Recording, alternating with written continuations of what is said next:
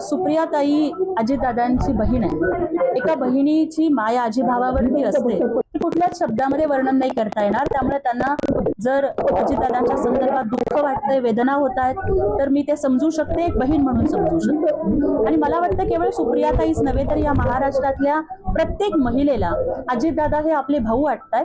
आणि त्यामुळे अजितदादांच्या संदर्भामध्ये जे काही घडलं ते कसं घडलं, काय घडलं, तो नक्की अपघात होता, घातपात होता का काय होता, त्याच्या संदर्भातली संपूर्ण चौकशी केली जाईल असं अभिवचन जे महाराष्ट्राचे मुख्यमंत्री देवेंद्रजी फडणवीस साहेबांनी विधिमंडळाच्या अधिवेशनामध्ये दिलेलं आहे ते नक्कीच आपला शब्द पाळतील आणि निष्पक्ष चौकशी होईल हा मला विश्वास आहे।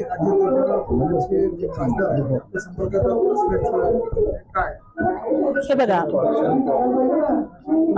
मी तुम्हाला एवढंच सांगू शकते कि कुछ तो बड़ा होने वाला है। महाराष्ट्र की राजनीति में बहुत बड़ा भूकंप होने वाला है।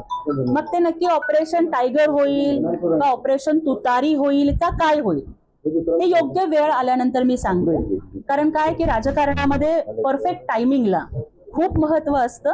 तर योग्य वेळ आल्यानंतर आम्ही आपल्याला नक्कीच सांगू की काय काय होणार आहे आणि कोण कोण येणार आहे। एबीपी माझा, उघडा डोळे बघा नीट।